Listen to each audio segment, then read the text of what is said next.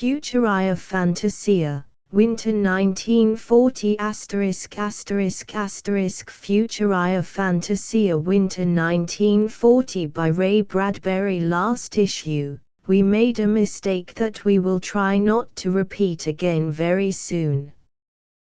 We printed the editorial page 3 weeks ahead of the remainder of Futuria Fantasia, thereby creating no end of humorous confusion. We babbled glibly, in the editorial, about 2 or 3 yarns that we later decided were unprintable, and, at the same time, threw in some horrible mistakes in grammar that must have left Shakespeare doing nip-ups in his shroud. This issue, J. Harvey Haggard bows into what we hope will be a regular spotlight in Futuria Fantasia. Emil Pettiger, whose verses have appeared in Weird Tales, makes himself known with a neat little weird yarn and a poem. Again HVB comes to the fore with a sequel to the Gallopirate Forsendijk, the voice of Scaroliop, and, in case you have wondered about or will wonder about these 2 unusual yarns, we are printing them for no other reason than that we like their description. They tickle our mental palate. They are word pictures of surrealistic dreams, and anyone who guesses who H.V.B is will get the next edition of Futuria Fantasia gratis. Henry Hass blows in and blows up with a rebuttal against Fuionia and does himself right proud by science fiction. Ross Rocklin, prominent Eastern schlemiel, offers us a pitiful excuse for an article, How to Get About. Ron Reynolds, we have no doubt, will manage to get into the magazine somehow with his horrendous fight of the good ship Clarissa, but if we can do anything at all we'll print it on invisible paper. Anthony Corvase, if you start guessing who did it, wrote the short story in the rear by the title of The Symphonic Abduction. Hans Bock, who has another cover on Weird Tales for March, has drawn our cover again and many inside illustrations, including a large advertisement for Hell, under which you will find a descriptive poem written by Guy Amory. Unlike Finlay, who draws pictures from poems, we procure pictures from Bock and write poems about them. In fact, I blushingly admit, I even wrote a 10,000-word novelet around that little creature on the cover of the first Futuria Fantasia, which, no doubt, will have its share of rejections very soon, in which case I will foist on my poor unsuspecting public, both of them, this story now titled Lawlia. I would have included it in this issue, but Russell J. Hogkins threatened me so venomously that I gave in, told him to put down his gun. It might be a good idea, by the way, if more of you readers wrote us letters criticizing Fu.Fa. So far we have heard nothing from Maddle, Baltadongis, E. Smith, Cuslan, Marconet, Torossi, Dicty, Wilson, or Spear. How in hell, we ask you guys, can we improve if you won't write in and tell us if and why we stink? Cooperation, please. Next issue, Robert A. Heinlein, of the LASFL, whose novel is now current in Astounding, will begin the first of a series of short stories written on order for Futuria Fantasia. Ross Rocklin, also, takes an encore with a thought-provoking, accent-on-provoking, story or article. Henry Hass will be here in company with Ross Hogkins. Hogkins possibly writing on technocracy.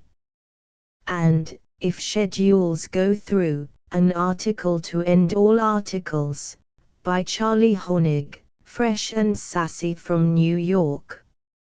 Other possible bets are Fred Schroyer, Guy Amory, Anthony Corvase, Emil Pettiger, Willie Lay, Doug Rogers, Auguste Derleth, Ackerman and T. Bruce Yerk.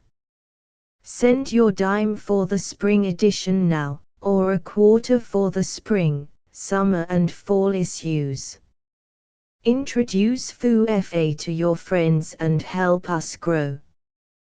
The Voice of Scaroliop HVB. 4 pillars, arising out of the stone like strange growing things of demoniac shape, these read forth saw and comprehended, knowing full well that Terath had always abounded in monstrosities. But what he asked himself, will knowing of such as this, be of use to me, as I search for Gaeltami? For he had at last come to realize, to admit even to himself, that he was a lost thing. The Yolfolk had taken his soul. They had exiled him to this lost land of dread.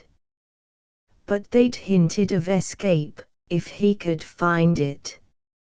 Sion he had told him, pointing to a writhing belt of suns, lifting and lowering at the horizon like the yellow crest of a flaming wave. And he had nodded his head. They had vanished, disintegrating, it seemed. He didn't then know that they were related to Topper's friends and the Jeep in one thing, that their type on Isif and Tregoifer was applicable to the atmosphere. The 4 pillars were bending from their own weight. Strange colors, like an idiot's conception of a spectrum, spectrally rippled like irid waves across the columns. Like music in color. Assailed by their complex harmonies, Redforth could only stand speechless, hands thrust defensively forward. It was then that he saw EIRY. The pillars split. From each of them drifted a whiff of steam. They united into a wavering cloud which shimmered an instant in midair, then settled to the ground. And as it touched the metallic grass blades which stretched on and on like the upraised swords of a midget army, the vapor cloud condensed into a woman's body. EIRY. Queen of Scaroliop. He recognized her at once, though he had only read of her. She was not human. Her body was like a snake's, and she had bat wings. From a cluster of writhing worm tentacles leered her face, like a mask in the heart of a seething flower. It was oval, and the scarlet mouth was like a velvet cushion, disproportionate, waiting for some priceless burden. Her nose was negligible, but her lone eye was vast and blue, like a doorway opening upon a sky too blue to belong to our world. Like blue incarnate, and blue is the color of mystery. She opened her mouth, and her tongue unrolled, uncoiled toward Redforth. 3 feet long, the tongue was filamental, like a strand of red cobweb, tipped by a touch of fluff like a dandelion's seed. This member wandered lightly over Redforth's cheek, and for the first time EIRY spoke. It comes to me that here is the man for whom we have been seeking, Yskor Fitov. Her voice was soft as clouds. Redforth in vain peered to behold her companion. Now shall we enlighten him as to the ways of escape. In return for a favor, of course. The air about her, for a fleeting instant, had turned blue. Then she nodded. She leaned forward, to whisper, but suddenly there was a crackling. "The rock!" she cried. "The rock! I must return before it is too late and I too am trapped." She writhed, became coiling wreaths of smoke, and the smoke flowed back to the rocks, hovered over it. The 4 pillars quivered and joined into one and then, in a twinkling, had crumbled to powder. But there was an uncanny blueness in the air about Redforth. And that night he had a dreadful dream. For he had become Yurtha Cowell. And EIRY had been merely the bait. AWG 1. Henry has there. If Fuionia, in the last issue, could use a pseudonym, so can I. I read his article, I'm through, with varying degrees of interest. If an answer were really necessary, it could be found more appropriately in the 2 words of my title above, than in any words that might follow. And that brings up my first point in my rebuttal. Why is it that people, including the lowly science fiction fan, to paraphrase Mr. Oniya, always feel it necessary to hide behind a pseudonym when they have something to say which they think will displease someone? I've seen this happen so many times. And, coincidentally, why should Mr. Oniya take such pains to be unpleasant in print? Why should he feel it necessary to make one final, grand broadcast to the effect that he will no longer read paltry science fiction? Does he think that any real lover of sci fic gives a damn whether there is one less reader, especially a reader who crawls behind such a silly pseudonym as Oniya? I've seen other broadcasts such as Mr. Oniya's, and they always puzzled me. It surely can be nothing else but the egotistical urge. But I'm convinced that Oniya isn't half so bitter really against sci fiction as he tries to pretend. He's not really through. Because anyone really bitter against and through with sci fic would simply stop reading it, not start deriding it. And I doubt if any person, once a fan, has ever completely broken away from sci fic. They always come back. And right here I'd like to say that a good deal of my doubt as to Oniya's sincerity is because I'm fairly certain of the fellow's real identity. The general tone of his article, and several clues he divulged, convince me I'm right. And if I am right, I can assure you, Brad, and any other readers who may have been picked at Oniya's tone, that he shouldn't be taken seriously, and the less attention paid to his rantings, the better. I'm sure Oniya would feel flattered if he thought someone took his article so seriously as to answer it. Yet here I am answering it, and damned if I know why, except that I think I took some of Mr. Oniya's phrasing personally, almost. I don't think he should have gone to the extent of calling names and using words such as moronic, arrogant, etc. Aside from this, his piece seemed to me a conglomeration of contradictions, inconsistencies, praises here, derisions there, pats on the back, exaggerations, sneers and scorn, and, oh yes, a book review. Yes, I liked and appreciated and mostly agreed with Oniya's comments on Brave New World. It's a book which I'm sure many of the moronic sci fic fans appreciated as well as Mr. Oniya. But here's where Mr. Onya's and my tastes differ slightly, for I also liked Planet of the Knobheads in the December issue of Science Fiction, whereas Mr. Onya probably wouldn't deign to read it because it's in one of the pulp mags that he so deplores. Thereby Mr. Onya would be missing a really entertaining and meaningful piece of writing. But that's all right, since Mr. Onya's own words said, there is so much else of importance that has been written.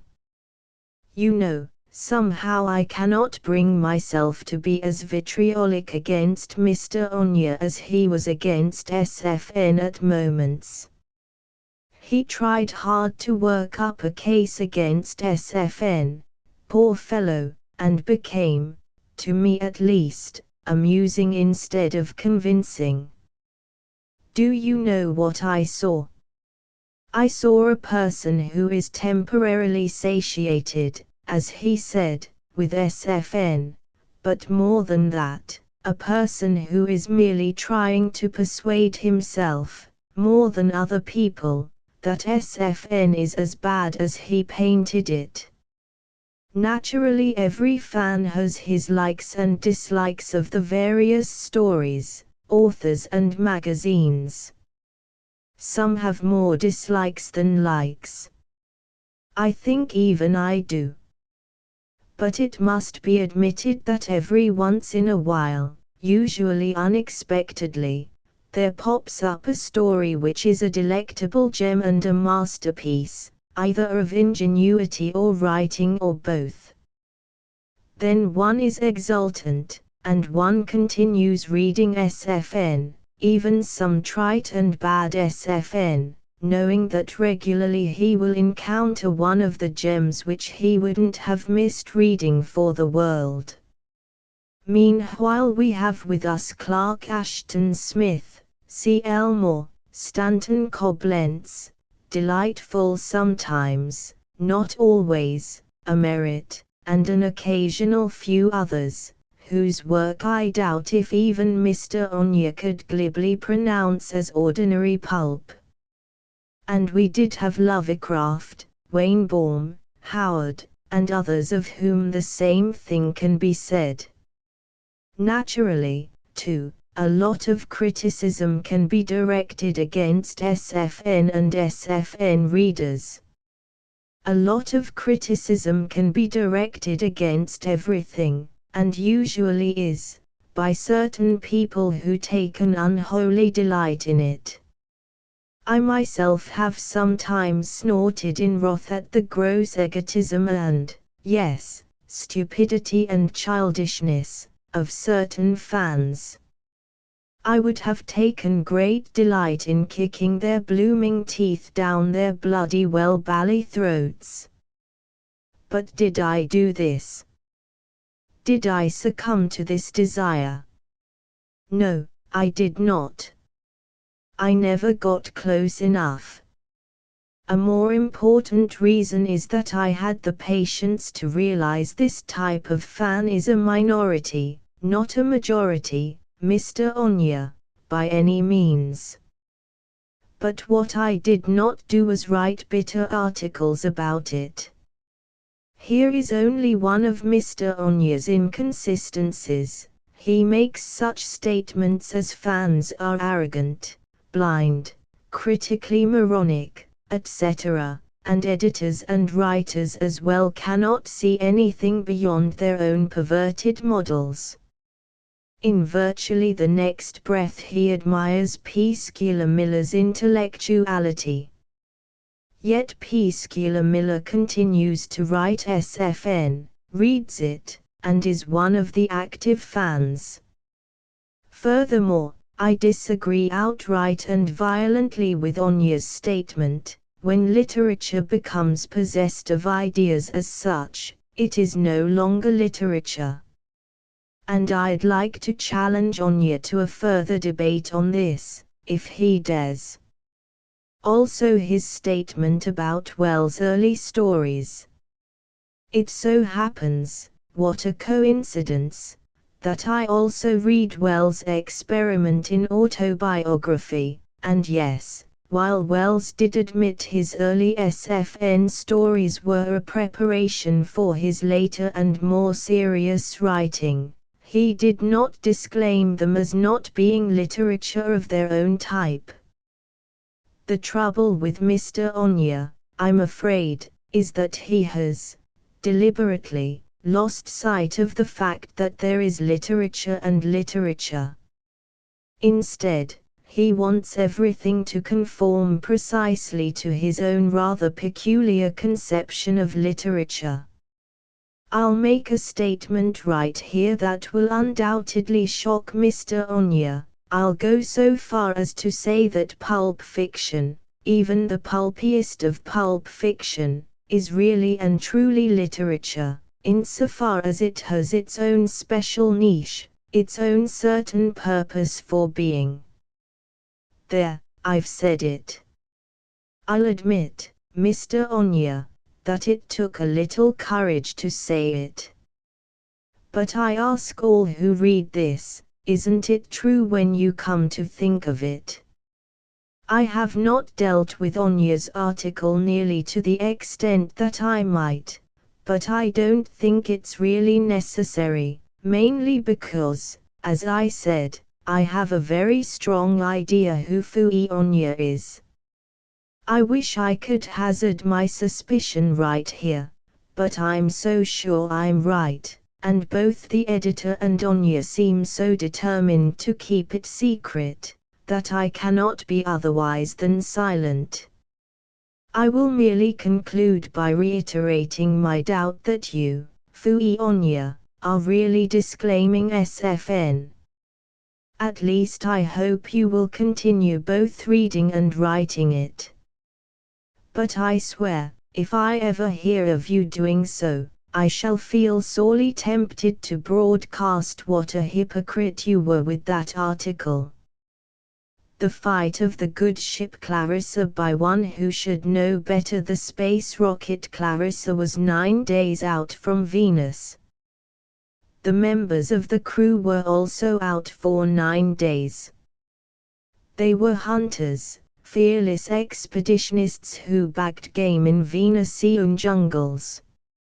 At the start of our story they are busy bagging their pants, not to forget their eyes. A sort of lull has fallen over the ship. Note, a lull is a time warp that frequently attacks rockets and seduces its members into a siesta. It was during this lull that Anthony Quelch sat sprawled at his typewriter looking as baggy as a bag of unripe grapefruit. Anthony Quelch, the cosmic clamor boy, with a face like turned linoleum on the third term, busy writing a book, Fascism is Communism, with a shave for which he would receive 367 rubles. 10 pays in cash and incarceration in a cinema showing Gone with the Wind. The boys upstairs were throwing a party in the control room. They had been throwing the same party so long the party looked like a worn-out first edition of a trapeze artist. There is doubt in our mind as to whether they were trying to break the party up or just do the morning mopping and break the lease simultaneously. Arms, legs and heads littered the deck. The boys, it seems, threw a party at the drop of a chin. Sort of a space cataclysm with rules and little regulation. Kind of an atomic convulsion in the front parlor. The neighbors never complained. The neighbors were 450 million miles away. And the boys were tighter than a ketchup bottle at lunchtime. The last time the captain had looked up the hatch and called to his kiddies in a gentle voice, hell, the kiddies had thrown snowballs at him. The captain had vanished. Clever way they make these space bombs nowadays. A few minutes previous the boys had been tearing up old amazings and throwing them at one another, but now they contented themselves with tearing up just the editors. Palmer was torn in half and he sat in a corner arguing with himself about rejecting a story for an hour before someone put him through an orange juice machine, killing him. Orange juice, sorry, now. And then they landed on Venus. How in heck they got back there so quick is a wonder of science, but there they were. "Come on, girls," cried Quelch, "put on your shin guards, get out there and dig ditches for good old WPA and the Rover Boys Academy, Earth Branch 27. Out into the staggering rain they dashed. 5 minutes later they came back in, gasping, reeling. They had forgotten their corsets. The Venusians closed in like a million landlords. "Charge, men," cried Quelch, running the other way. And then, battle. "What a fight, folks," cried Quelch. 20,000 Earthmen against 2 Venusians. "We're outnumbered, but we'll fight." Bloosh. Correction, 10,000 men fighting. Kerblum. 100 men from Earth left. Boom. "This is the last man speaking, folks. What a fight. I ain't had so much fun since, help, someone just clipped my corset strings. Boom. Someone just clipped me." The field was silent. The ship lay gleaming in the pink light of dawn that was just blooming over the mountains like a pale flower. The 2 Venusians stood weeping over the bodies of the Earthlings like onion peelers or 2 women in a bargain basement. One Venusian looked at the other Venusian, and in a high-pitched, hoarse, sad voice said, I, this, hit shouldn't happen to a dog, not a doody-leedle dog." And dawn came peacefully, like beer barrels, rolling.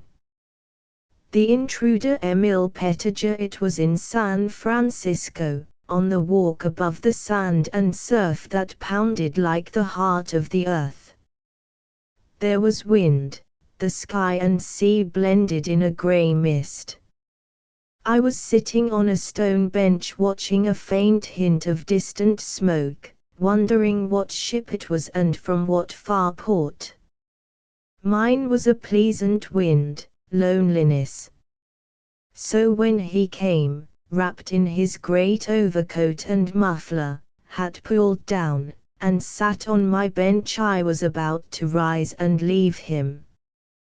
There were other benches, and I was not in the mood for idle gossip about Hitler and taxes. "Don't go. Please." His plea was authentic. "I must get back to my shop," I said. "Surely you can spare a moment." I could not even begin to place the accent in his voice. Low as a whisper, tense.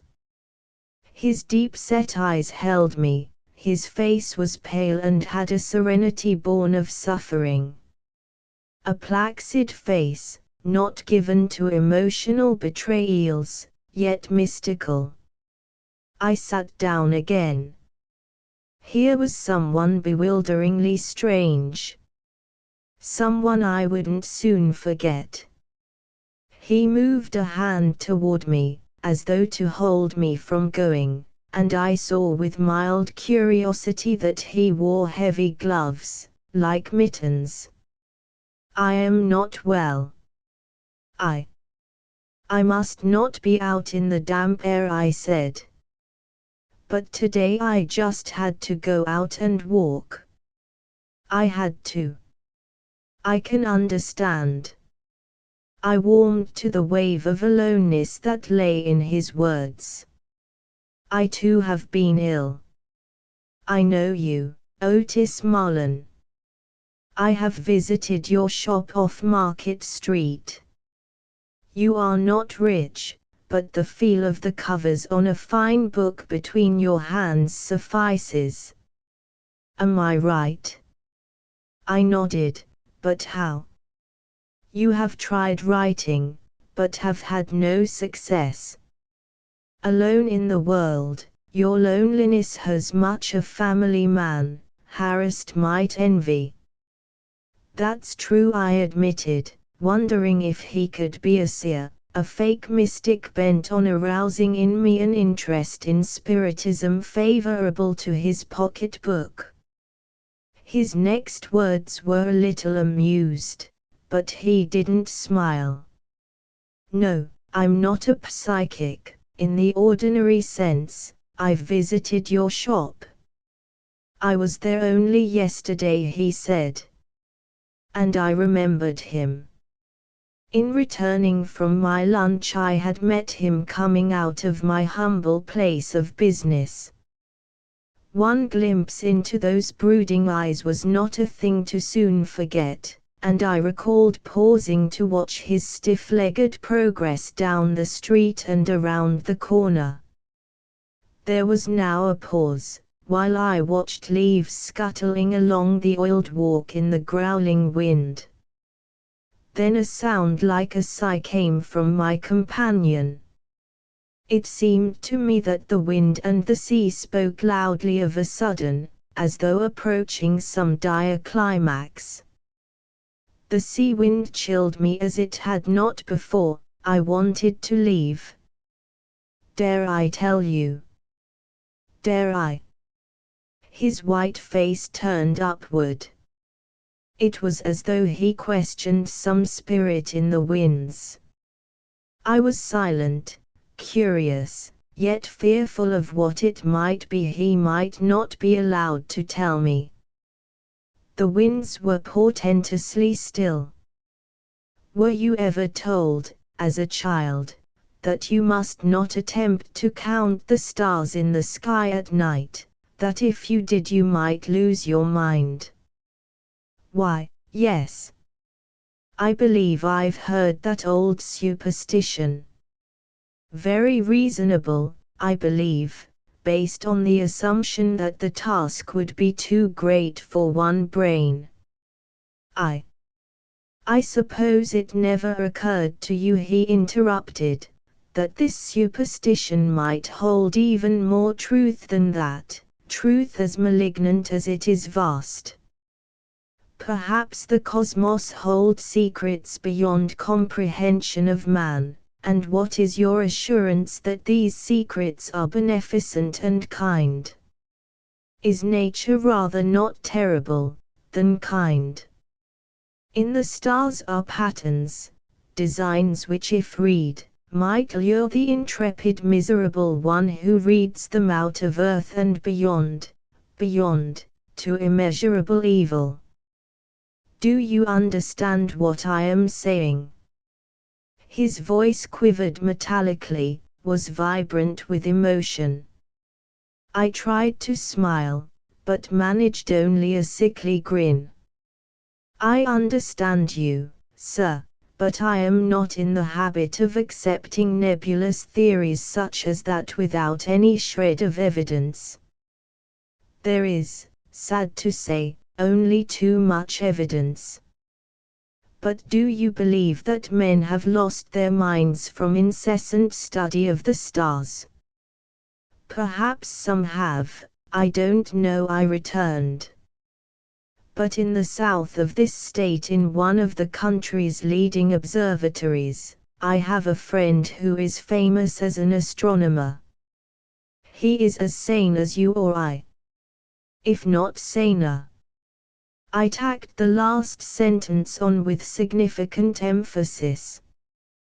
The fellow was muttering something into his muffler, and I fancied I caught the words danger and fools. We were silent again. Low dark clouds fled over the roaring sea and the gloom intensified.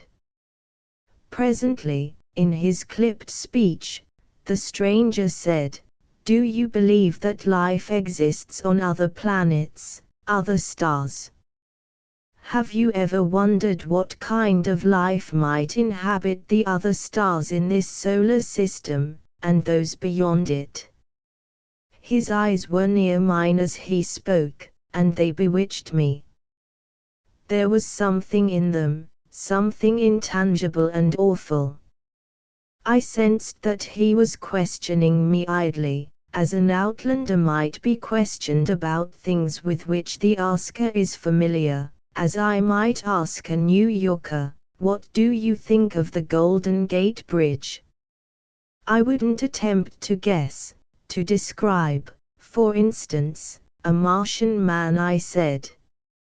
Yet I read with interest various guesses by writers of fiction.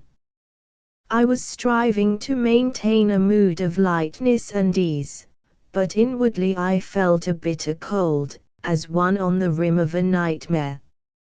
I suddenly realized, with childish fear, that night was falling.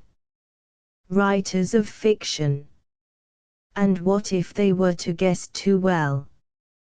What then? Is it safe for them to have full reign over their imaginations? Like the stargazers.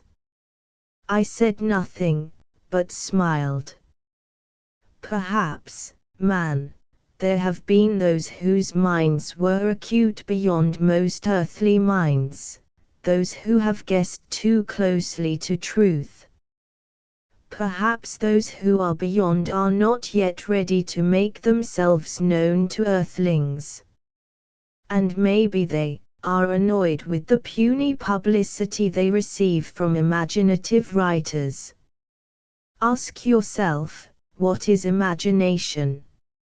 Are earth minds capable of conceiving that which is not and has never been? Or is this imagination merely a deeper insight into worlds you know not of, worlds glimpsed dimly in the throes of dream? And whence come these dreams?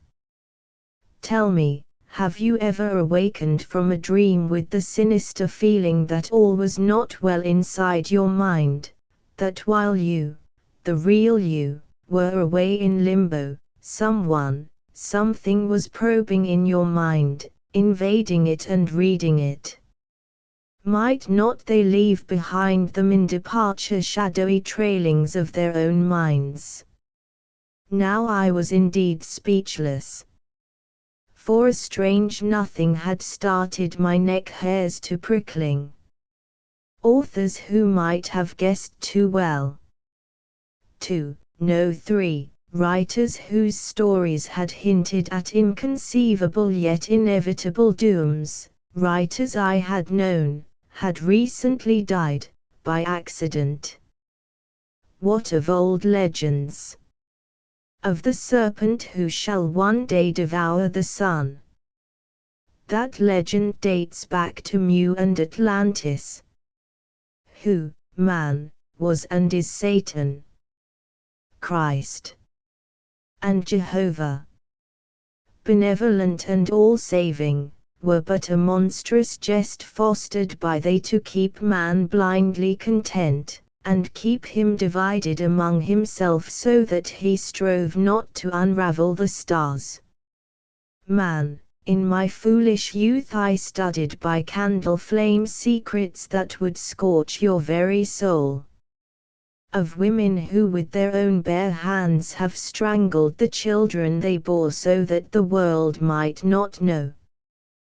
Disease and sickness at which physicians throw up their hands in helpless bafflement.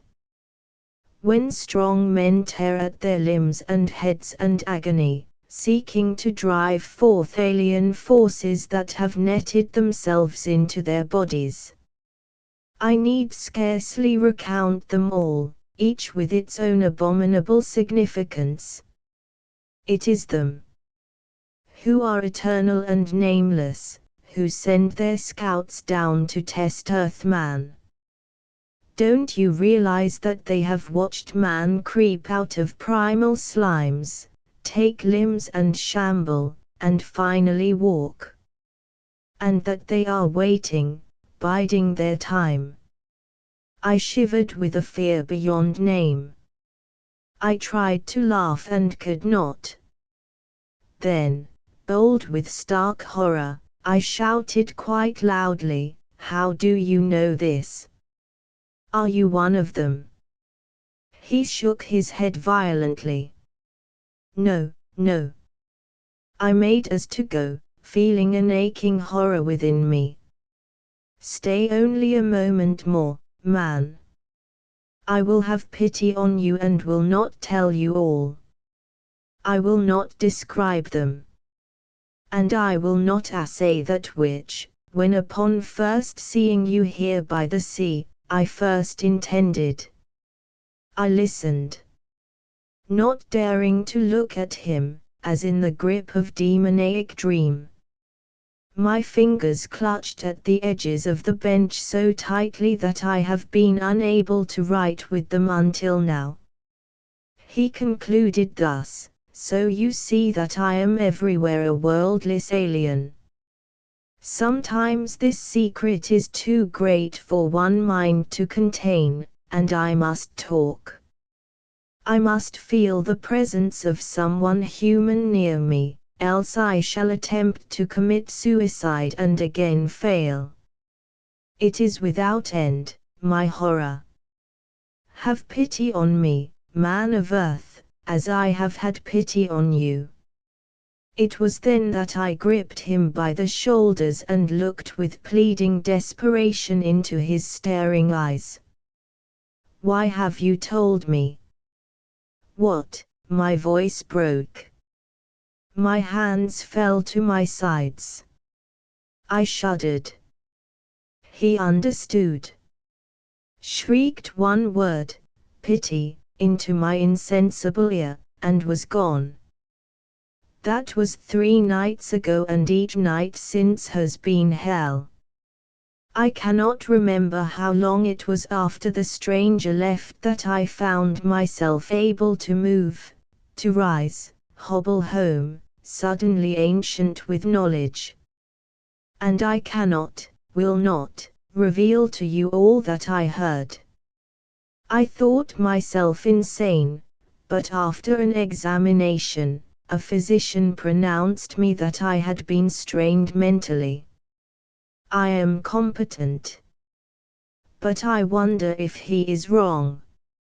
I view the silken stars tonight with loathing. He sought to master their inscrutable secret meaning, and succeeded.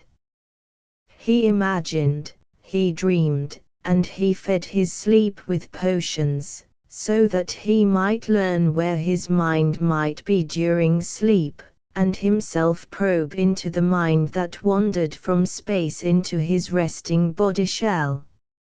I am no scientist, no biochemist, so I learned little of his methods. Only that he did succeed in removing his mind from Earth, and soaring to some remote world over and beyond this universe, where they dwell.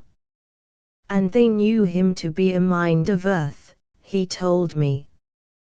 He but hinted of the evil he beheld, so potent with dread that it shattered his mind.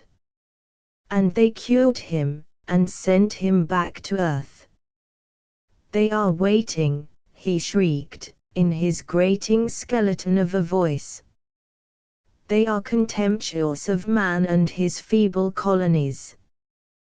But they fear that some day, like an overgrown idiot child, he may do them harm. But before this time, when man has progressed into a ripeness, they will descend. Then they will come in hordes to exploit the world as they did before." Of his return, and his assuming the role of a man, the alien spoke evasively. It was to be assured that this talk of his was not some repulsive caprice, To know that all of it was true, that I gripped him and beheld him. To my everlasting horror, I must know. Little in itself, what I saw, but sufficient to cause me to sink down on the stone bench in a convulsive huddle of fear. Never again in life can I tear this clutching terror from my soul. Only this, that when I looked into his staring eyes in the dimness of murky twilight, and before he understood and quickly vaunted, I glimpsed with astoundment and repugnance that between the muffling of his coat and black scarf the intruder wore a meticulously painted metal mask, to hide what I must not see. Asphodel, by E.T. Pine down where skies are always dark, where is ever heard the bark of monstrous ebon hounds of hell, in a dreadful fearsome knell, never fading, ever bright, with a weird and spectral light, blooms a flower of ancient days, shining in a crimson maze, when the black bat shrilly screams asphodel, you haunt my dreams, from the lands of distant death steals the perfume of your breath, some night soon the wind will blow saffron seeds to fall and grow by my casement window, where sleeps my loved one, still and fair. Then, the night you are to bloom I shall creep from out my room, from your blossom by the wall shall I hear her dear voice call, mournfully the wind will cry, and shadows cover all the sky, my lips will touch the loved dead when where you nod I lay my head. Marmok by Emil Patager sleep that doth harbour a dream of dread, whence come the fingers that beckoned and led my dream-stung soul from my canopied bed, whither dost take me, ere I am dead? Beyond the skull-grinning mid-March moon over the phosphorus-lit lagoon out past the darkest pits of the night, fast through the stars in this evil flight, lead thee me out past the rim of space, show me that ravenous, pain-black face, Marmok, whose myrmidons ever are questing for souls who wander at night, unresting. Then shall I know an ultimate bliss tasting the fury of that cosmic kiss, whilst my earth cloak lies limply on the floor to waken and gibber forevermore. What is the dim monstrosity that shimmers across the stars? What hand is that to cradle planets, Earth and Mars? What misshapen gargantuan of nebulous-formed flesh, hurls out its flood of darkness, the systems to enmesh? What is it walks across the universes chanting cosmic choruses with endless verses? What thing unutterable has visited our earth long years ago, and now, to-night, returns, in the shadow's lurking glow? What ancient fear is with me, cold and terrible? Is that the shape of man upon the constellations, blotting out the light, or something gasping in hideous delight, plucking at the planets in insanity, at play, causing suns to boil like cauldrons, meteors to sing upon their way with mournful voices, lost ghosts upon lonely trails, wailing, wailing? Is tonight our rendezvous with the cosmos thing, the colossus bigger than Andromeda that sits upon the throne of space, or are these fantasies upon my aged eyes? Hades upon the shores of molten seas stand men alone, and down below, in the molten flow, in the waves that cry and moan are women bare with flaming hair, whose passions have no surcease. And in the air, midst the scarlet glare, are more who will never know peace. The best ways to get around I don't mean socially, I mean off the earth and between the planets. There are a few really good ways, as invented by perspiring authors in science fiction magazines. And if I miss any, which is extremely doubtful, remember that I'm writing from memory, that I hadn't read all the science fiction magazines from 1926 and on, and that I am not going to go researching through the tremendous stacks of old science fiction magazines that I now have in my possession. Now, what do I mean by the best ways to get around? Briefly, by the word best, I mean so pseudological that you could almost leave off the pseudo. See. No, for instance, Jack Williamson's geodesic machinery, wherein he warps space around, appeals to me as being pure fairy tale stuff. He just gives a lot of verbal hocus pocus, and runs off reams of literary fertilizer until we throw up our hands in disgust and say, okay, Jack, to hell with that, let's get on with the story. We'll grant you that you can get around. And we're willing to grant E. Smith the same privilege. He does get around, anybody disagree? The question is, how? Oh, by using X, and the inertialist drive. The same with Brother Burroughs. What do we care if dear old John Carter yearns himself to Mars? He gets there, and we are happy, or were happy. So, we exclude all those from the best ways to get around. They are very nice and convenient to get people places, but, when we run across one of the best ways we often wonder if it really wouldn't be possible, provided. Of course, that word provided is the catch, the reason why we really aren't going around that way. Again, so, way back there, Edmund Hamilton, and 100 others, have used the idea of light pressure in an attempt to get away from rockets. But he didn't tell us how, scientifically. In direct contrast to vague statements made regarding the use of light pressure as propulsion, I remember The Moon Concourse, by R. H. Romans, in a 1931, I think, you're right, 4SJ, Quarterly. You've seen radiometers. The things with black and white veins placed in a vacuum. The theory is that the opposite shades cause unbalanced light pressure, so that the veins go around and around. Romans invented a pseudo-scientifically logical way to use light pressure, once he got his ship in space. His scientist invented a compound of absolute black, which is also obtainable in a darkroom, a small square of darkroom, or, absolute black painted on the posterior of the ship, and regulated at will, gave the same ship quite respectable speeds.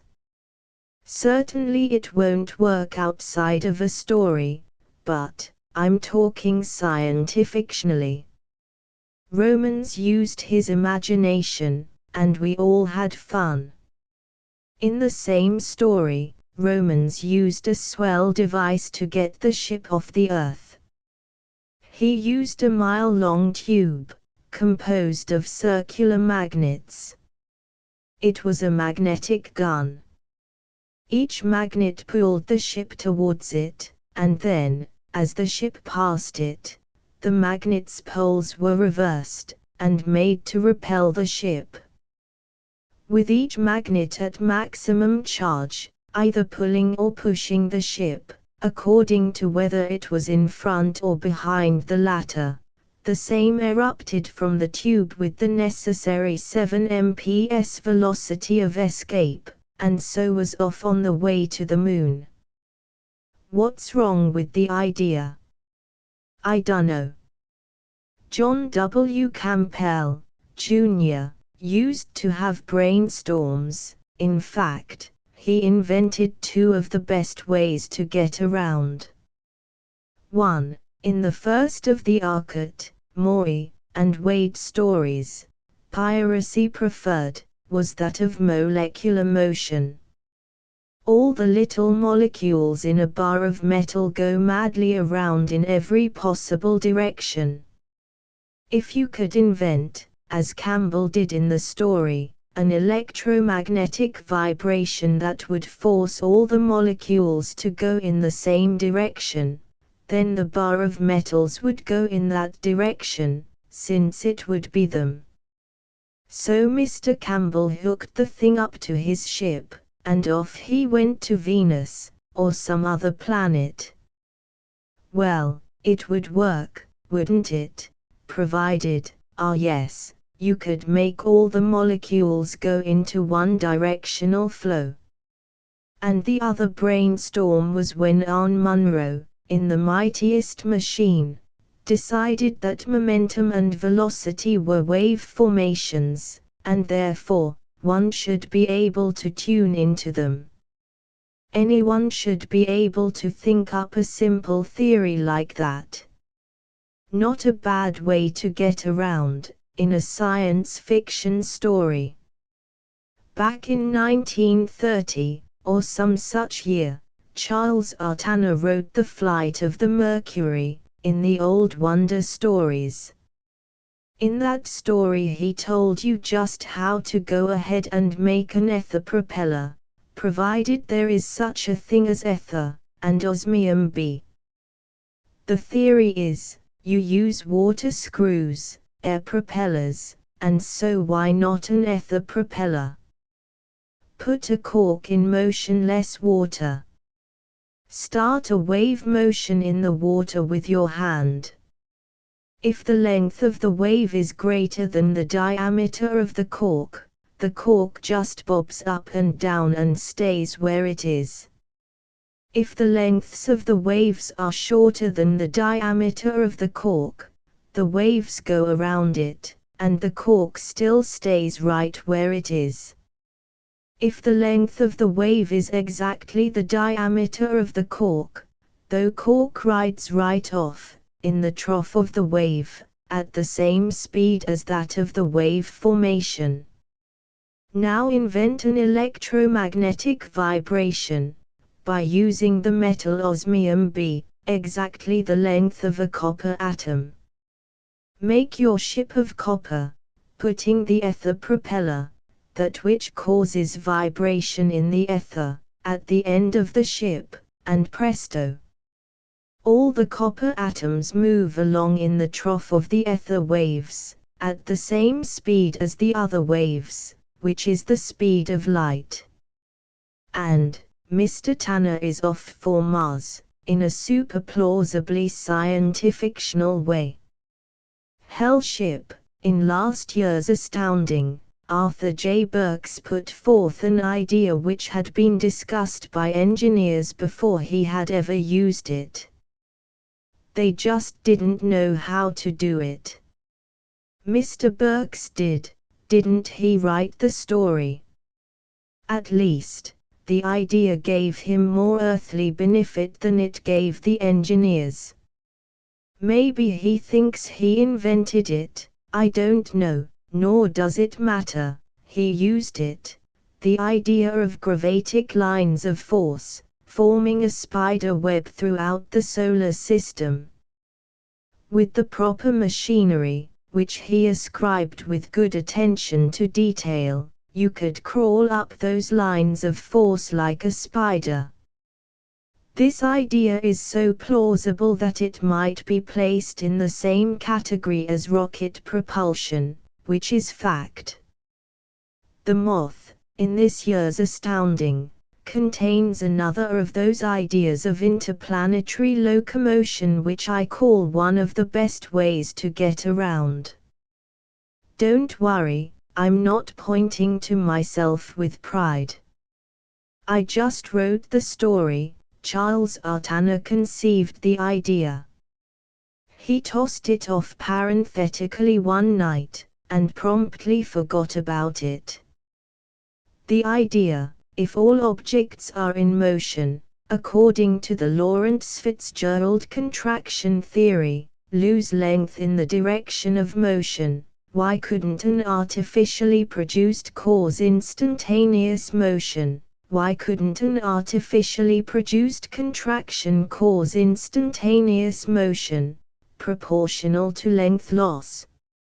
Not a thing in the world against it, my friends. All you have to do is to find a way to cause the artificial contraction of the ship in question. Of course, in my story, I invented a force field, very handy when you're in a tight spot, which caused the electrons to flatten out. This force acted on the ship and everything within.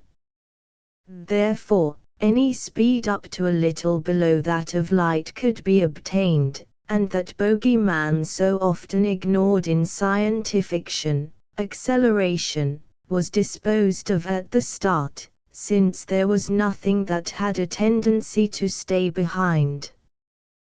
There is the real inertialess drive, which E. Smith talked of, but never used. Parenthetically, when Charles Tanner saw the story containing his idea in print, he became enthused, and promptly invented and named all machines used in the process, discovered a new and ultimate particle called the graviton, that which makes the proton 1846 times heavier than the electron, and practically drew plans for the force field which caused the contraction. When he finished, we knew exactly how to obtain speeds far exceeding both those of Smith and Campbell. Our inventions were plausible, and they'd work, provided, I've just about reached the end of the list, though there are one or two others that might be mentioned right here at the tail end of the article. Jules Verne, I suppose, has to be credited with the first ship fired from a cannon, in Once Around the Moon. Wells takes the Beaufort gravity plates, which Willie lay so neatly disposed of, only he called it Cavarit in the first Men in the Moon, and Roy Cummings used it effectively in Around the Universe, and 100 others. In a story in The Old Wonder, Donald Wollheim put his rocket ship on a huge wheel, rotated the wheel and flung it off into space. Fair, except that the acceleration would be killing. And that's absolutely all the best ways to get around. Unless there are some of those which I haven't heard of. If you know of some, I would like to be enlightened. Ross Rocklin, The Symphonic Abduction. I suppose you've heard about what happened to my brother Jerry. Ray Spencer asked me. I shook my head. The whole family was worried about him for a while, couldn't tell whether he had sleeping sickness, or what. All we knew was that he'd gone coma listening to some phonograph records when he was alone in the house. Perhaps the intense emotional effect of the music, plus its stentor, was the cause. When I returned home, he lay cold on the floor in front of the radio phonograph. The automatic release had shut off the record, but the current was still on, and the volume dial was turned full strength. Nothing I could do would rouse my brother, so, scared, I put him to bed and called a doctor, who had him taken to a hospital for observation. No one could determine what was the trouble, and since we couldn't afford to keep him at the hospital indefinitely, we brought Jerry back home. And although it wasn't exactly appropriate, I couldn't help remembering the story of the Sleeping Beauty whenever I looked into his room and saw him, apparently only napping. Then one day I heard him, still in his trance, whisperingly singing. The indistinct notes were reminiscent of one of Tchaikovsky's ballet pieces.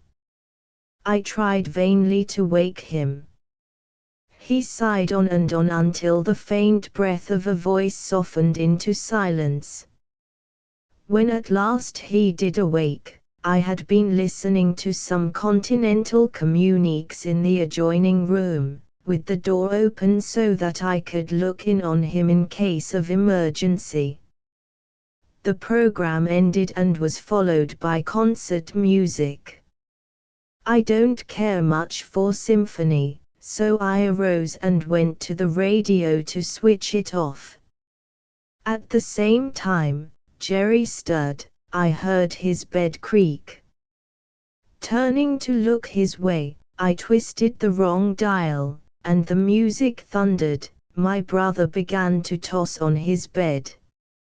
Disregarding the racket for a moment in excitement at seeing him move, I ran into him, shouting, shaking him a little. His hands groped, found mine, and clung to them.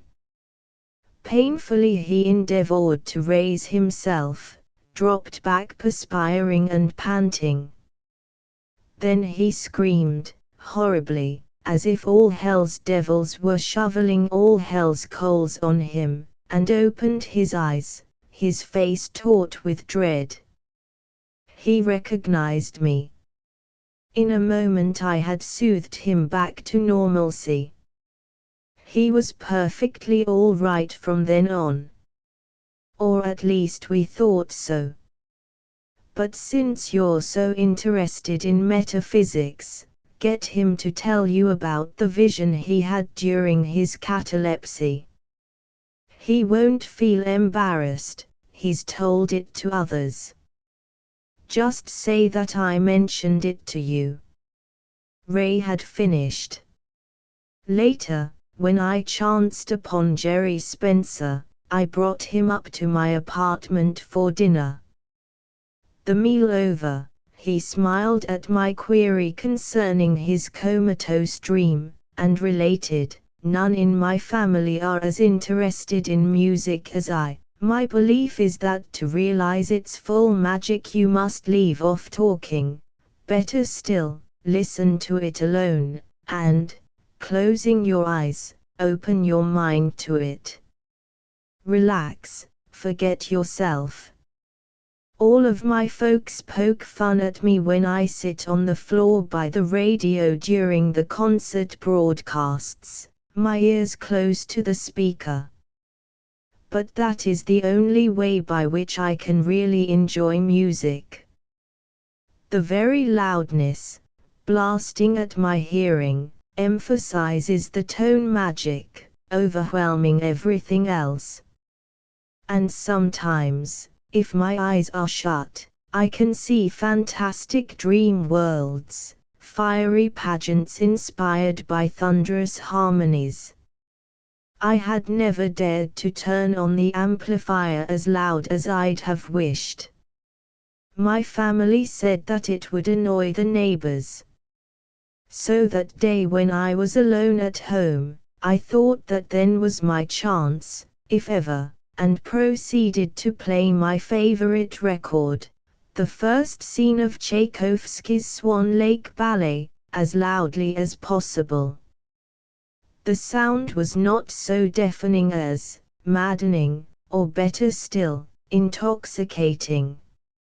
How I loved it! I sat cross-legged, eyes shut, dreaming, at last absolutely happy. More ecstatic. The first notes were like an invitation emanating from a lost dimension, calling me, wheedling. Promising haven, peace. The call of the unknown, not the lure of dashing adventure but of mystery, mournful sorcery, epic splendors. Deep in my heart there's a sort of innate Slavic sadness which responded to the music's plaint, and my thought traveled with the melody effortless on and on. The warm darkness of my closed eyes lightened to infinities of cold, deep blue emptiness, through which I felt myself gliding as the theme progressed. Each harmonic burst, every wailing echo, dominated me. My thought was borne farther and farther like a leaf in a tempest. There were bass chords which made my throat quiver, and tears burned under my lowered eyelids. I felt a tingling at my shoulders, and with eyes still closed but discerning by a sort of dream vision, I half-consciously turned, beheld luminous yellow draperies, fluttering behind me, buoying me, like scarf wings, whipping comet tails. An instinctive transient fright gripped me, admonishing me to withdraw from this blue region into the callid darkness from which I had come, but the melody's urge was stronger than my feeble urge to retreat. The azure became flecked with diamond points of light which augmented into great white moons, and from one to another in a vast network rayed pulsing filaments, vascular channels of fluid light. A stupendous chorus of clear unhuman voices, as from diamond throats, emanated from these linked moons, of which the music which had conveyed me was only a distorted, ghostly echo. Intangible waves this greater music rippled around the webbed moons, beating against me as though to force me away on its tides I know not whither. Beneath me was a limitless tract of grey slime which rose and fell torpidly as with the breathing of a somnolent subterranean thing. The moonlight burned brightly on it, and crawling across it from some remote place came trees, snaky-rooted things whose prehensile branches bore, instead of leaves, flexible lenses. They left behind them red trails on the slime, and excrementary ribbons of thin blue vapor streamed from their topmost appendages. Occasionally they paused to feed, focusing their lenses upon the gelatinous ground, which became luminously white under the concentrated light. The sucking mouths of the serpentine roots absorbed this matter, and red viscosity seeped into the eaten places, graying rapidly under the moon's effulgence, chemically affected by it. And the trees mated. Gynandrous, they converged in pairs or groups, pressing close together, thrusting their limbs into one enormous cluster, aggregating their lenses into a series of complex, compact forms, shuddering with a violent ardor. From erectile protuberances rimming the lenses ruby liquid spurted, bursting with incandescence under the condensed moonlight. Spent, drooping, the trees separated, and the radiant orgasmic matter drifted lightly down to the slime, burning fitfully as the trees moved away indifferently. Apparently these flickering radiances fed, for gradually they grew, dulling, becoming opaque, substantial, thrusting out probing roots, developing limbs, wandering like their parents. They snailed onward out of sight, all of them. Silently, a phosphorescent green river raced like a bolt of focate lightning over the green wastes. It was composed not of water but of myriad tiny luminous crawling insects. A conscious river, altering its tortuous course at will, small streams deviating from the main body and meandering erratically, then rejoining the general current. This river's end drew into sight, flashed under me and into the distance, leaving fast graying red paths on the slime. The moon's music assailed me. Simultaneously I felt those man measures, which had carried me so long, cease, leaving me without a link to my own world, helpless against the inexorable tide of the lunar melody, which, bursting more loudly, swept me higher, through an interstice of the circulatory web, into blue infinity. And there it left me. Fading ripples of it would lap me, but were too dissipated then to sweep me farther. I floated aimlessly in the void, it seemed for ages, less a body than a mind, aware of neither hunger nor thirst nor ill of any sort other than a dreadful sapping weariness. There was no way of reckoning time, but after an eternity of loneliness and self-boredom, I heard a glissando of mellow tintinnabulations. A troop of small stars flashed toward me like a scattered handful of sparkling white gems, whirling in interweaving dance of enchantment, tinkling glad clear tunes like the babbling of crystal brooks. The joyous, youthful essence of their song so charmed me that I forgot my weariness and vocally ventured to imitate it. At last they broke their circle and swept away, single file, out of sight, diminishing with distance. For a while I hummed their song, but with every repetition it lost some of its starry quality and gained a humanness, earthiness, animalism, until it impressed me no longer beautiful, and I was silent. Wearily the sluggish ages passed, in the illimitable blue solitudes. Eventually I heard the man music, again like a summons, its vibrations piercing the moon net, receding, drawing me with it. Its power increased with every unit of retrogression, dragging me with it. Over the wastes of slime it dragged me, all in a fraction of seconds. Wind tore at me, racketing in my ears, drowning music of both moons and man. In a flash of cataclysm, of cosmic pandemonium, the moons, jostled out of their places by my abrupt passage through the web, strained apart, snapping their pulsant filamental arteries. White, searing drops of blood of light oozed from the severed ducts, hissing as they fell, and splashed on the slime, which heaved torturedly. The crawling trees reared upon their writhing roots, flailing their lensed limbs, and the phosphorescent rivers halted suddenly, piling into swiftly disintegrating mounds. The rain of light blood thinned and ceased, the moons dimmed and plunged earthward, lusterless. As they touched the tempestuously tossing slime, it shrieked stridently, deafeningly, cosmically. An outcry voicing all life's inherent dread of the horror of pain and death, which arose from all sides, like an auditory vice, tightening upon and crushing me. The blue chaos was wiped away by utter blackness, the shriek weakened, ceased.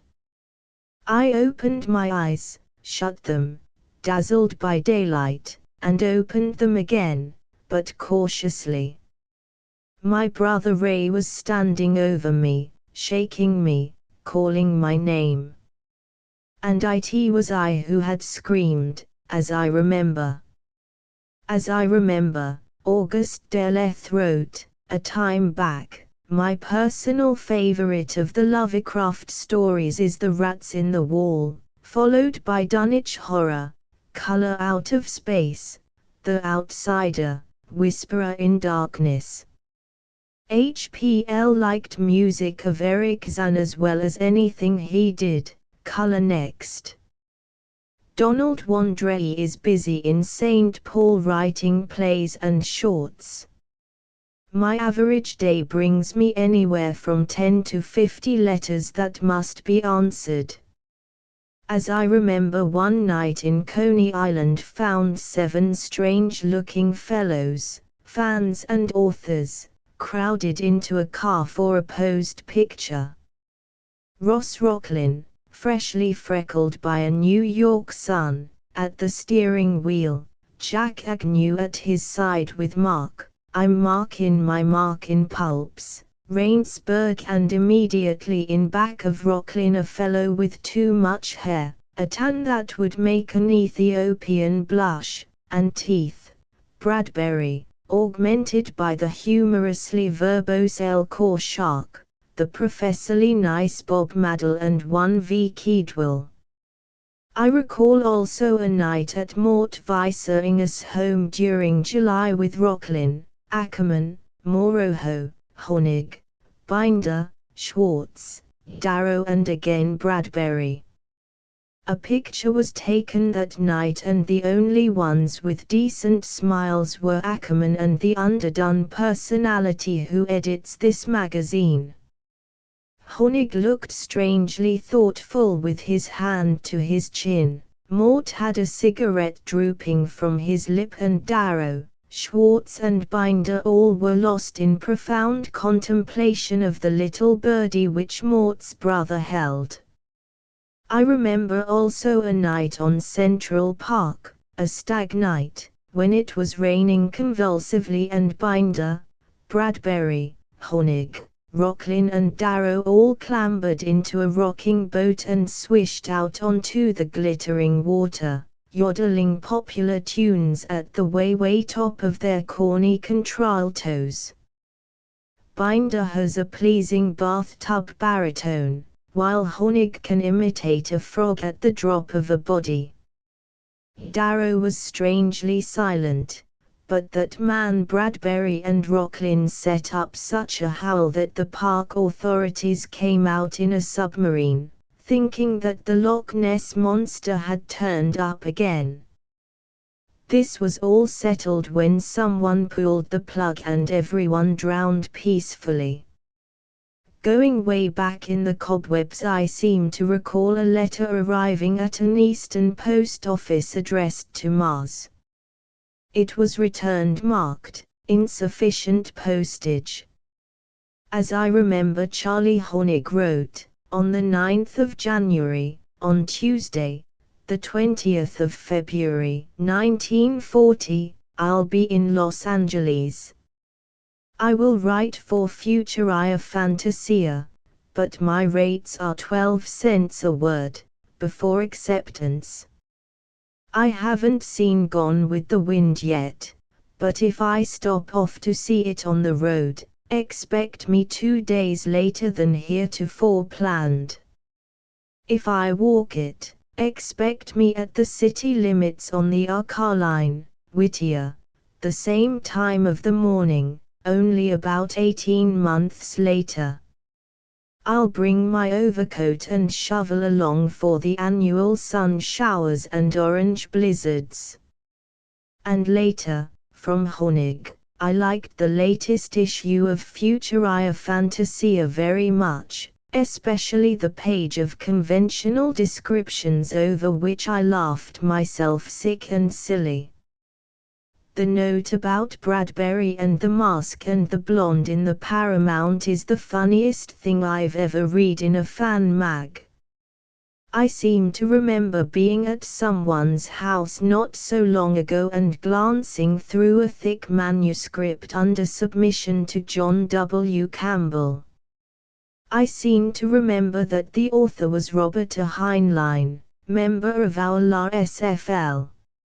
And the other day that story popped up in Astounding as a Nova, If This Goes On, and it seems to me that Here and Now Bob should take a bow for a swell story. And thanks to Campbell for providing it with a Rogers cover and Rogers interiors. Omega, Coming in May, Darkness and Dawn, Famous Fantastic Mysteries, March 15 Sense Blind Spot, The Immortal Hall and Flint Finlay. ******* End of the Project Gutenberg ebook Futuria Fantasia, Winter 1940 ******** Updated editions will replace the previous one, the old editions will be renamed.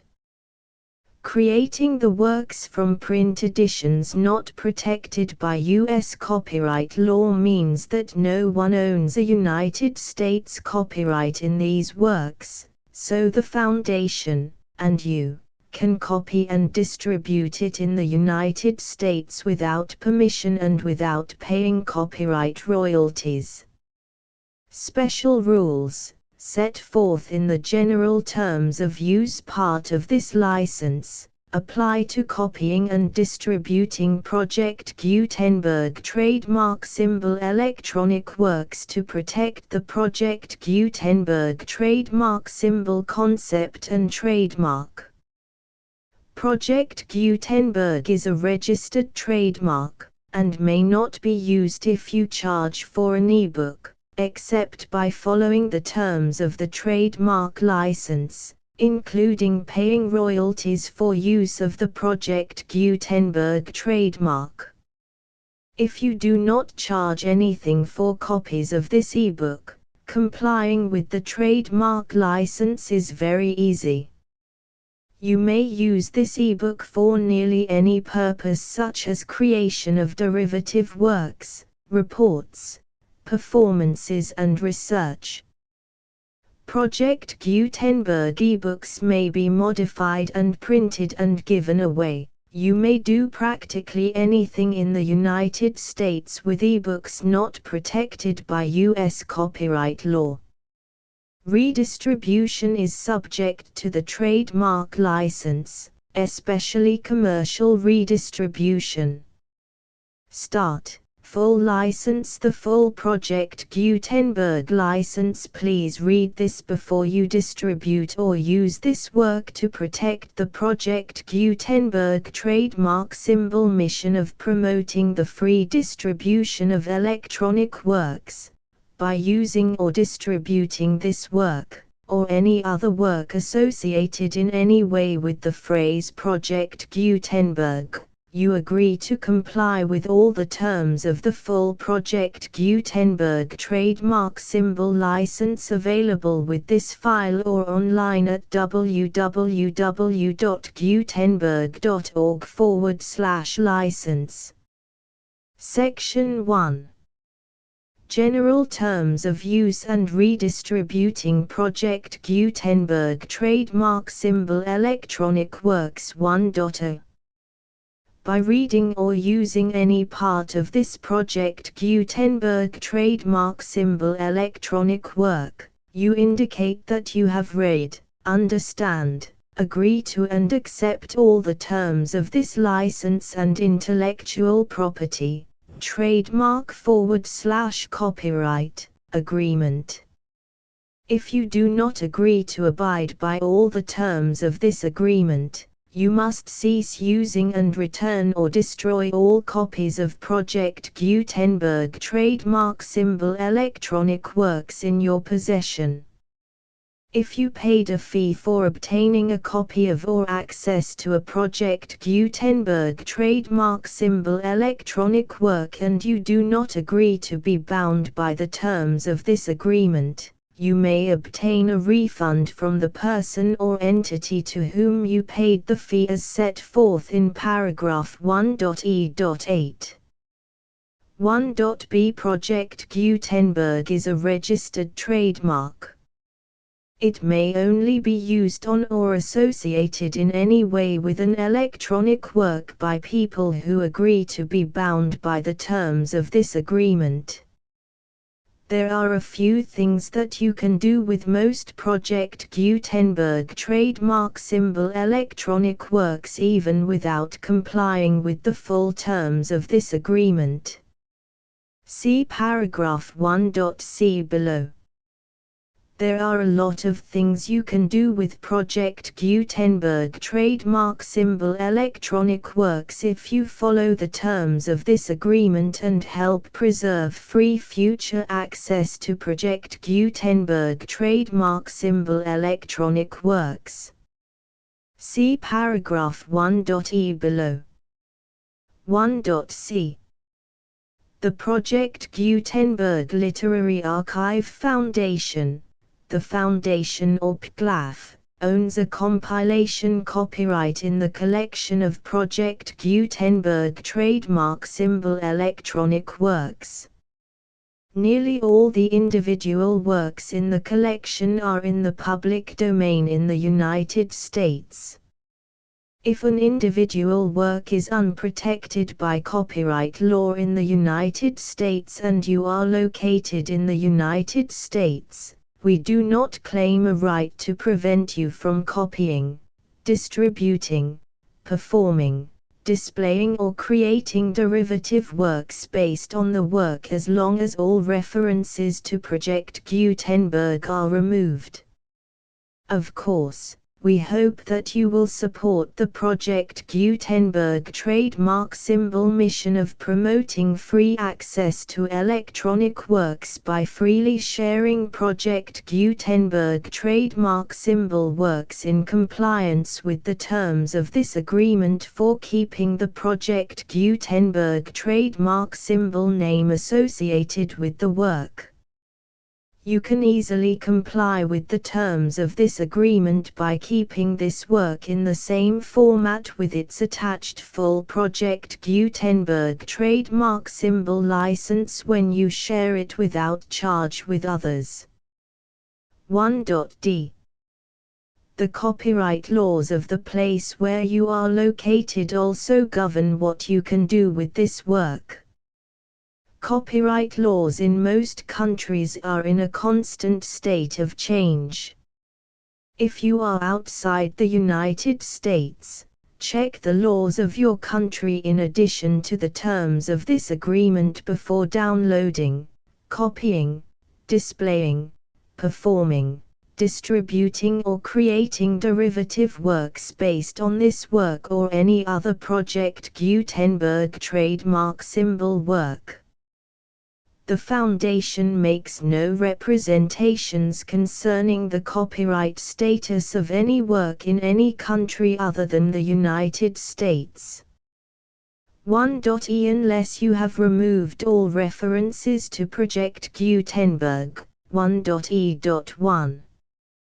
The following sentence, with active links to, or other immediate access to, the full Project Gutenberg trademark symbol license must appear prominently whenever any copy of a Project Gutenberg trademark symbol work, any work on which the phrase Project Gutenberg appears, or with which the phrase Project Gutenberg is associated, is accessed, displayed, performed, viewed, copied or distributed. This ebook is for the use of anyone anywhere in the United States and most other parts of the world at no cost and with almost no restrictions whatsoever. You may copy it, give it away or reuse it under the terms of the Project Gutenberg license included with this ebook or online at www.gutenberg.org. If you are not located in the United States, you will have to check the laws of the country where you are located before using this ebook. 1.e.2. If an individual Project Gutenberg trademark symbol electronic work is derived from texts not protected by U.S. copyright law, does not contain a notice indicating that it is posted with permission of the copyright holder, the work can be copied and distributed to anyone in the United States without paying any fees or charges. If you are redistributing or providing access to a work with the phrase Project Gutenberg associated with or appearing on the work, You must comply either with the requirements of paragraphs 1.e.1 through 1.e.7 or obtain permission for the use of the work and the Project Gutenberg trademark symbol trademark as set forth in paragraphs 1.e.8 or 1.e.9. 1.e.3. If an individual Project Gutenberg trademark symbol electronic work is posted with the permission of the copyright holder, your use and distribution must comply with both paragraphs 1.e.1 through 1.e.7 and any additional terms imposed by the copyright holder. Additional terms will be linked to the Project Gutenberg trademark symbol license for all works posted with the permission of the copyright holder found at the beginning of this work. 1.e.4. Do not unlink or detach or remove the full Project Gutenberg trademark symbol license terms from this work, or any files containing a part of this work or any other work associated with Project Gutenberg trademark symbol. 1.e.5.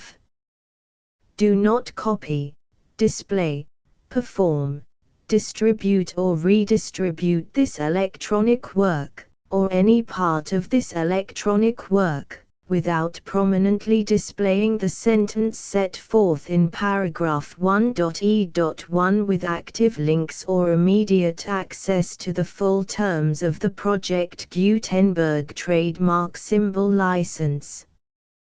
1.e.6. You may convert to and distribute this work in any binary, compressed, marked up, non-proprietary or proprietary form, including any word processing or hypertext form.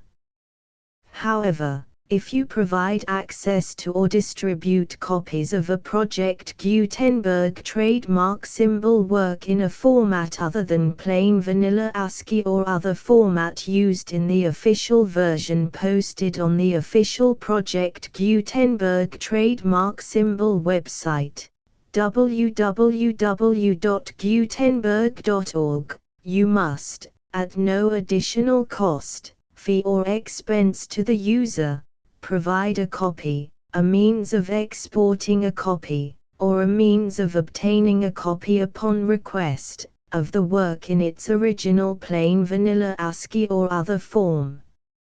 Any alternate format must include the full Project Gutenberg trademark symbol license as specified in paragraph 1.e.1. 1.e.7. Do not charge a fee for access to, viewing, displaying, performing, copying or distributing any Project Gutenberg trademark symbol works unless you comply with paragraph 1.e.8 or 1.e.9. 1.e.8. You may charge a reasonable fee for copies of or providing access to or distributing Project Gutenberg trademark symbol electronic works provided that you pay a royalty fee of 20% of the gross profits you derive from the use of Project Gutenberg trademark symbol works calculated using the method you already use to calculate your applicable taxes. The fee is owed to the owner of the Project Gutenberg trademark symbol trademark, but he has agreed to donate royalties under this paragraph to the Project Gutenberg Literary Archive Foundation. Royalty payments must be paid within 60 days following each date on which you prepare, or are legally required to prepare, your periodic tax returns. Royalty payments should be clearly marked as such and sent to the Project Gutenberg Literary Archive Foundation at the address specified in Section 4, Information about donations to the Project Gutenberg Literary Archive Foundation. You provide a full refund of any money paid by a user who notifies you in writing, or by email, within 30 days of receipt that S/he does not agree to the terms of the full Project Gutenberg trademark symbol license. You must require such a user to return or destroy all copies of the works possessed in a physical medium and discontinue all use of and all access to other copies of Project Gutenberg trademark symbol works. You provide, in accordance with paragraph 1.f.3, a full refund of any money paid for a work or a replacement copy, if a defect in the electronic work is discovered and reported to you within 90 days of receipt of the work. You comply with all other terms of this agreement for free distribution of Project Gutenberg trademark symbol works. 1.e.9.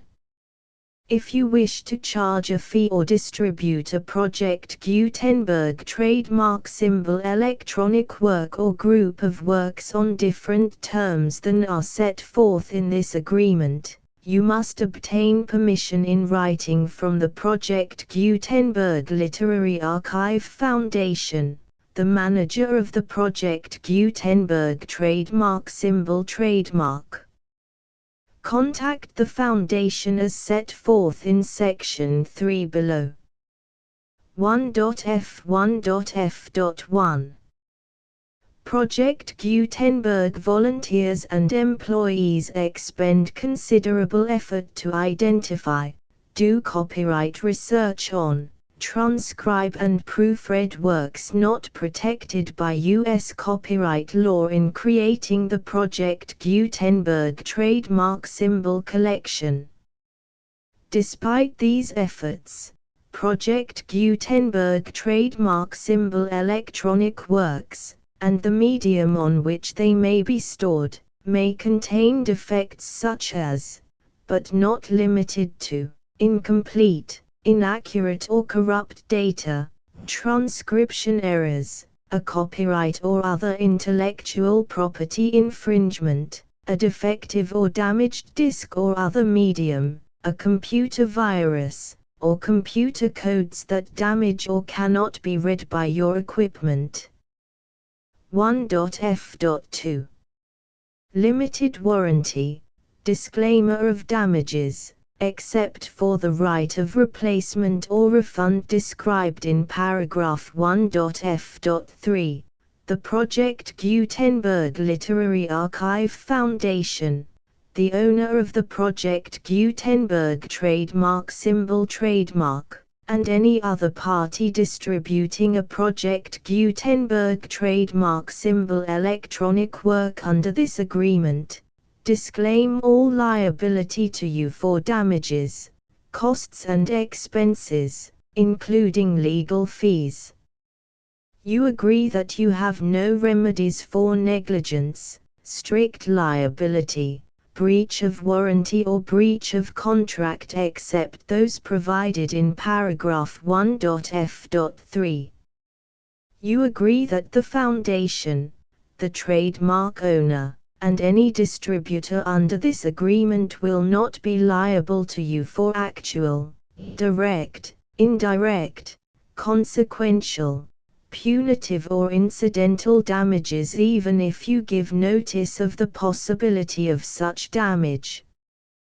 1.f.3 Limited right of replacement or refund. If you discover a defect in this electronic work within 90 days of receiving it, you can receive a refund of the money, if any, you paid for it by sending a written explanation to the person you received the work from.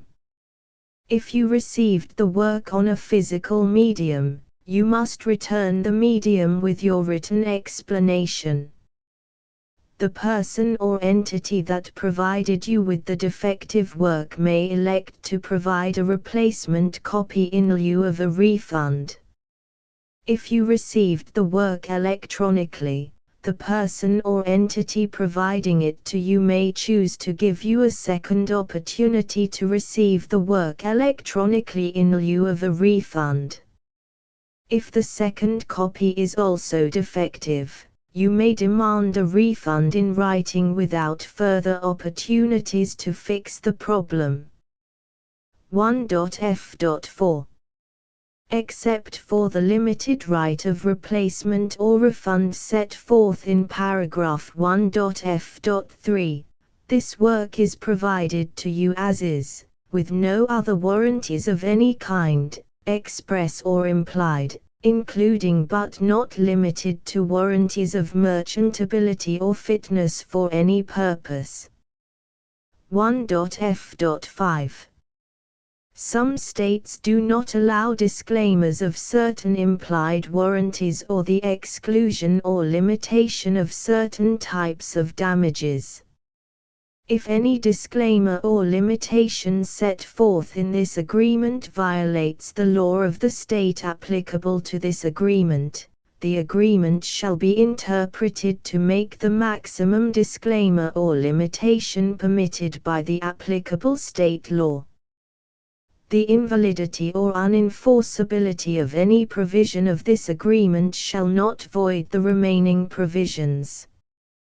1.f.6 Indemnity. You agree to indemnify and hold the foundation, the trademark owner, any agent or employee of the foundation, anyone providing copies of Project Gutenberg trademark symbol electronic works in accordance with this agreement, and any volunteers associated with the production, promotion and distribution of Project Gutenberg trademark symbol electronic works, harmless from all liability, costs and expenses, including legal fees, that arise directly or indirectly from any of the following which you do or cause to occur.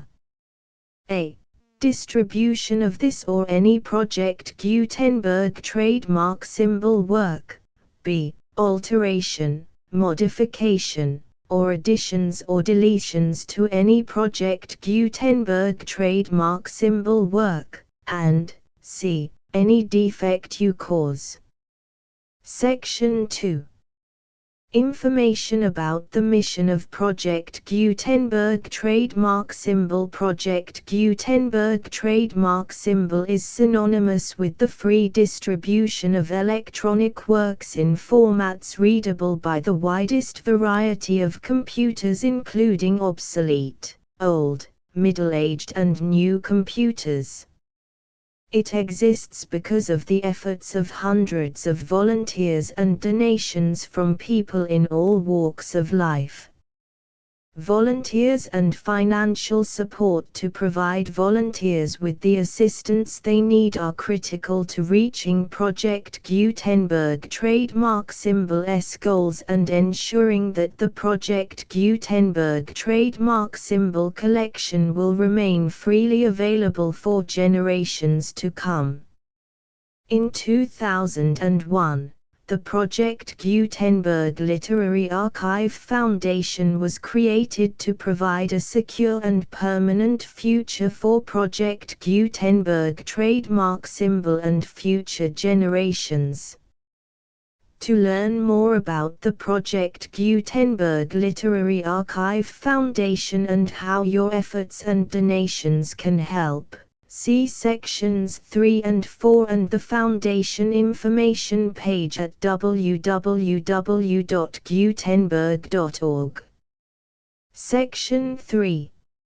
Information about the Project Gutenberg Literary Archive Foundation. The Project Gutenberg Literary Archive Foundation is a non-profit 501(c)(3) educational corporation organized under the laws of the state of Mississippi and granted tax-exempt status by the Internal Revenue Service. The Foundation's IN or Federal Tax Identification Number is 64-6221541. Contributions to the Project Gutenberg Literary Archive Foundation are tax-deductible to the full extent permitted by U.S. federal laws and your state's laws. The Foundation's business office is located at 809 North 1500 West, Salt Lake City, UT 84116. 801-596-1887. Email contact links and up-to-date contact information can be found at the Foundation's website and official page at www.gutenberg.org/contact section 4. Information about donations to the Project Gutenberg Literary Archive Foundation. Project Gutenberg trademark symbol depends upon and cannot survive without widespread public support and donations to carry out its mission of increasing the number of public domain and licensed works that can be freely distributed in machine-readable form accessible by the widest array of equipment including outdated equipment.